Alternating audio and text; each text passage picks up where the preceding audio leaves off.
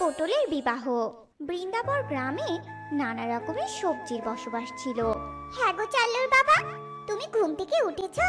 আসলে তোমাকে একটা কথা বলতাম আর কি। আসলে আমাদের চাল্লুটা তো বেশ বড় হয়েছে, তাই না? এবার তো ওকে একটা বিয়ে দিতে হবে। আরে চাল্লুর মা, তোমাকে এটা নিয়ে বেশি ভাবতে হবে না, বুঝতে পেরেছো? আমি তো আমাদের চাল্লুর জন্য পাশের গ্রামের পটলকে দেখে রেখেছি। যেমনই তার রূপ তেমনই তার গুণ। আমি তো ওর ছবিও এনেছি, দেখো। ও মা, তাই নাকি গো? তবে তো ভালোই হবে। আমাদের ছেলের সাথে ওকে কি সুন্দর মানাবে।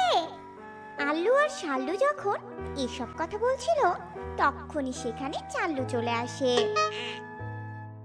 সে কি মা বাবা, তোমরা গল্প করছো? তার রান্না বান্না কি কিছু হয়েছে? খেতে দাও তো আমাকে, আমার বড্ড খিদে পেয়েছে।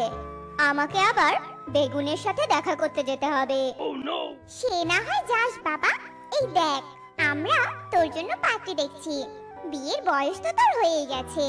ওই যে পাশের গ্রামের পটল আছে না, পটলের সাথে তোর বিয়ে ঠিক করেছি। ছবিটা দেখ, মেয়েটা কি সুন্দর, একদম স্লিম দেখতে, একটুও মোটা নয়। দেখ দেখ, তোর সাথে ভালোই মানাবে। তাই নাকি মা? দেখি ছবিটা। ছি, এটা একটা সুন্দর মেয়ে হলো নাকি? না মা, আমি কিছুতেই এই পটলকে বিয়ে করতে পারবো না। এ নাকি আবার সুন্দর, যে না তার চেহারা, নাম দিয়েছে তার পেয়ারা। কি বললি তুই? কত সুন্দর একটা মেয়ে দেখ, আর তুই এখন বলছিস এ সুন্দর না? তোর চোখে কি নেবা হয়েছে? হ্যাঁ, আর কেন বিয়ে করবি না? কানা নয়, পোকা ধরা নয়, একটা অল্প বয়সী সুন্দর ফিগারের একটা পটল। তোর সাথে ওকে কত ভালো মানাবে তুই জানিস? আর তুই কি না ওকে রিজেক্ট করছিস? ওর মতো সুন্দর মেয়ে তুই 10 গ্রামে খুঁজে পাবি না। তুমি যতই বলো না কেন মা, আমি কিছুতেই পটলকে বিয়ে করব না। আমি তো বিয়ে করব আমাদের গ্রামের পিঙ্কি আলুকে। না না, আমি কিছুতেই পিঙ্কিকে মেনে নেব না।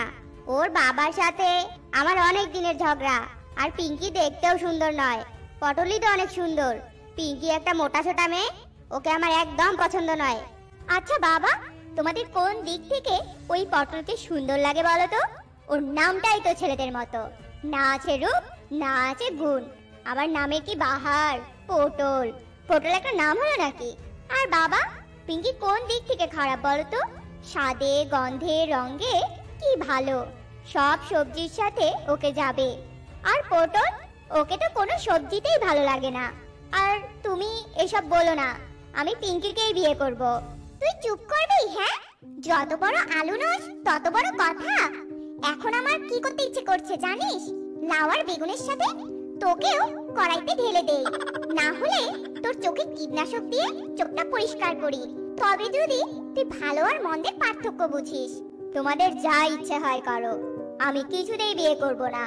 আচ্ছা মা, তোমরা যদি তোমাদের আলু কেন্দ্রিক স্বাধীনতাকে কাজে লাগিয়ে পটলের সাথে আমার বিয়ে দিতে পারো, তাহলে আমি কেন আমার স্বাধীনতাকে কাজে লাগিয়ে আমার ফ্রুট পার্টনার পিঙ্কি আলুকে বিয়ে করতে পারবো না বলো তো? কি রে চাল্লু, তোর কি হয়েছে বলতো? এভাবে কাঁদছিস কেন? কি রে বল। এরপর চাল্লু বেগুনকে সব কথা খুলে বলে। ও, তুই পিঙ্কিকে বিয়ে করতে চাইছিস তো?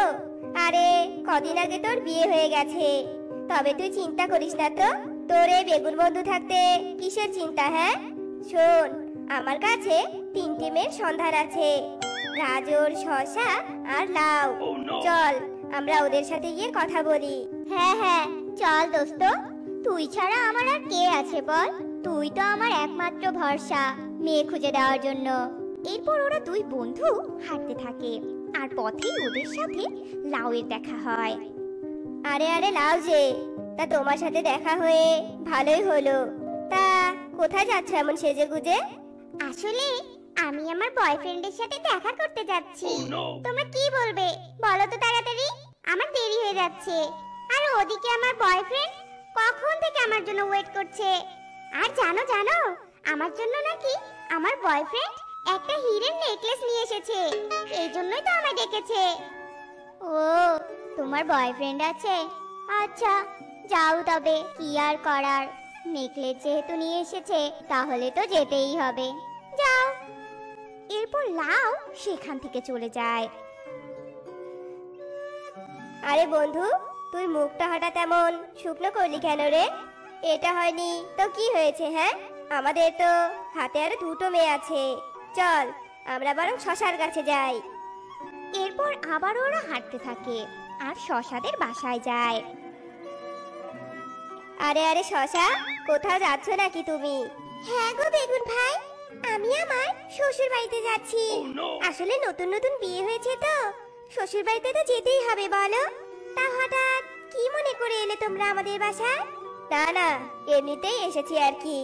আসলে আমরা দুই বন্ধু এই পাশ দিয়ে যাচ্ছিলাম তো, তাই ভাবলাম তোমাদের বাসায় একটু ঢুকে তোমাদের সাথে গল্প করে যাই।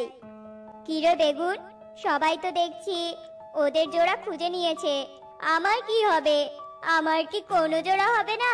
পিঙ্কির বিয়ে হয়ে গেছে, একজনের বয়ফ্রেন্ড আছে, আর একজন বিবাহিত মহিলাকে তুই দেখাতে নিয়ে এসেছিস। তোর কি আক্কেল জ্ঞান নেই? এবার আমার কি হবে? আমার কি ওই পটল ছাড়া কোনো গতি হবে না? আরে ধুর বন্ধু, এত ভাবছিস কেন বলতো? অত ভাবিস না, এই বেগুন যখন আছে তখন তোর একটা ব্যবস্থা হয়েই যাবে। চল এখন আমরা সুন্দরী গাজরের কাছে যাই, ওটাই তো এখন আমাদের শেষ ভরসা, বল? এরপর ওরা গাজরের কাছে যায় আর গাজরকে দেখে তো বেগুনের বেশ ভালো লাগে। আরে গাজর, তুমি এখানে দাঁড়িয়ে আছো? না মানে গাজর, আমরা এখানে মেয়ে দেখতে এসেছি গো। ও মা, তাই নাকি? তবে বেগুন, আমার তোমাকে অনেক ভালো লেগেছে। জানো আমার মা বেগুন কত ভালোবাসে, তাই আমি তোমাকেই বিয়ে করব। আর আলুর জাতকে আমার মোটেও ভালো লাগে না, এদেরকে আমার প্রচন্ড ঘৃণা লাগে। কেমন যেন বিদঘুটে দেখতে, গোল গোল, আমার ভালো লাগে না। আমিও লম্বা, তুমিও লম্বা, আমাদের বেশ ভালোই মানাবে, তাই না? চলো না আমরা বিয়ে করে নেই। গাজর, ও গাজর, তুমি সত্যি বলছো আমাকে তোমার ভালো লেগেছে? আসলে জানো, এখানে এসে প্রথমে তোমাকে দেখে আমার বেশ ভালো লেগেছে। তুমি জানো, এই প্রথম কোনো মেয়ে আমাকে প্রপোজ করলো, তাই আমিও তোমাকে ভালোবেসে ফেলেছি গো। আই লাভ ইউ গাজর। চলো তাহলে এবার আমরা বিয়েটা করে ফেলি। হ্যাঁ তুমি ঠিকই বলেছো, চলো আমরা তাড়াতাড়ি বিয়েটা করে নেই। বন্ধু, এটা কি হচ্ছে? তুই আমার সাথে এটা কি করলি? এটা তুই করতে পারলি? আমার জন্য পাত্রী দেখতে এসে শেষে কিনা নিজেই বিয়ে করবি ভাবছিস? তুই এটা আমার সাথে করতে পারিস না। আমার পাত্রীকে তোরই পছন্দ হয়ে গেল? তোর ভালোই লাগে না, আমার আর বিয়েই হবে না। এবার আমার ভাগ্যে ওই পটলই আছে, আমি পটলকেই বিয়ে করব। এসব বলে চাল্লু কাঁদতে কাঁদতে বাসায় চলে যায় আর বাবা মাকে সবটা খুলে বলে। মা, আমি তোমাদের পছন্দের ওই পটল রানীকেই বিয়ে করব, তোমরা বিয়ের আয়োজন করো। আচ্ছা রে বাবা, তাই করছি আমরা। আর তুই ভাবিস না বাবা, তোদের কেউ অপছন্দ করবে না। দেখিস না মাংসের মাঝে আলু আর পটলকে কত সুন্দর মানায়, তোদেরকেও মানাবে বাবা। তোর ওপর আমাদের আশীর্বাদ আছে রে বাবা, তোরা সুখেই থাকতে পারবি। অন্য মেয়ে যদি তোর কপালে না থাকে তাহলে তুই কি করবি বল? তোর কপালে যে পটলকেই লেখা আছে। আর যথাসময়ে সব নিয়ম মেনে চাল্লু আর পটলের বিয়ে হয়। পটল চাল্লুদের বাসার সব কাজ করত, সবার খেয়াল রাখতো।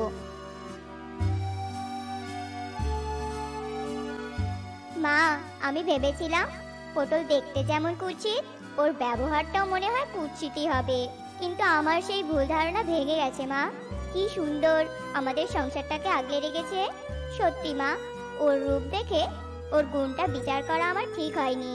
ও সত্যি খুব ভালো মা, আমি ওর সাথে ভালোই আছি।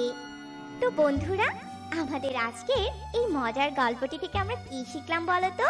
কখনোই বাইরের রূপ দেখে তার গুণ বিচার করা ঠিক নয়, কেননা বাহ্যিক সৌন্দর্যই সব নয়, মনের সৌন্দর্যই হলো বড় সৌন্দর্য।